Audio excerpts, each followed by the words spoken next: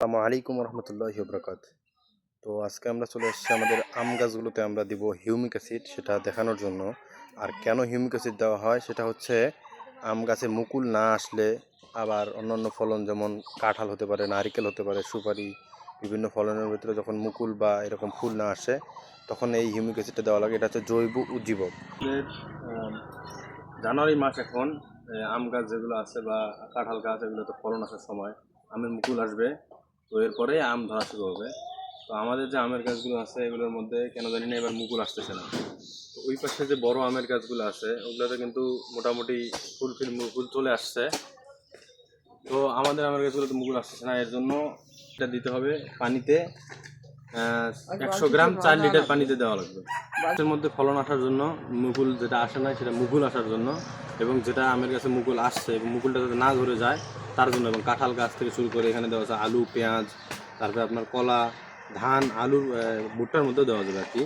তো যেগুলোর মধ্যে মুকুল চলে আসছে, মুকুলগুলো যাতে না পড়ে তার জন্য হিউমিক অ্যাসিডটা দেওয়া যাবে। এটা হচ্ছে জৈবিক উজ্জীবক। তো আমরা এর জন্য প্রথমে কি করতে হবে, আমের গাছগুলোর গোড়া এরকম করে একটু খুঁড়ে নিতে হবে। এই শাবলটা দিয়ে খুঁড়ে নেব। তো দেখাইতেছি।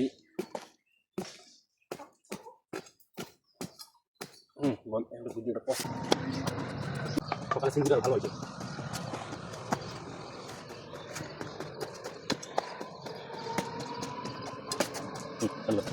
তো আলহামদুলিল্লাহ মোটামুটি এইভাবে গাছের গোড়াগুলো এরকম ইয়ে করে নেওয়া, শাবল দিয়ে আলাদা করে নিতে হবে।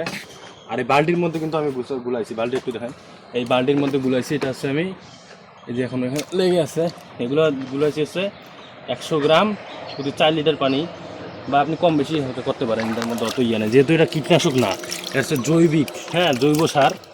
তো আপনি ইচ্ছা মতন দিতে পারেন, সব একটা পরিমাণ মতো দিলে ভালো হয়। তো আমি এটা প্রতিটা গাছের গোড়া এখন 1 মগ করে দেওয়ার চেষ্টা করব। আরও আমাদের কিছু গাছ আছে ওগুলা ইয়ে করে একসাথে দেবো আর কি। এই যে হিউমিক অ্যাসিড, হ্যাঁ আটকান। তো আলহামদুলিল্লাহ মোটামুটি আমরা 1 ঘন্টা, হ্যাঁ এগুলো ভিজাই দেওয়ার পর এখন দেখা যাচ্ছে মোটামুটি গলে গেছে, তাও নিচে একটু একটু আছে। তো এই অবস্থায় আমরা দেওয়া শুরু করবো আর কি। বলছিলাম যে প্রতিটা গাছের গোড়ায় 1 মগ করে দেবো। এদিকে আনো, এদিকে দেখো, হ্যাঁ এটা অত উপর থেকে দেওয়া লাগে না, এরকম করে দিয়ে দিলে যাতে গাছের গোড়ায় যখন পৌঁছে যাবে জিনিসটা এমনি আর শুষে নেবে গাছ। এটা দিলে উপকার অনেক, সেটা তো আগে আমি বলছি।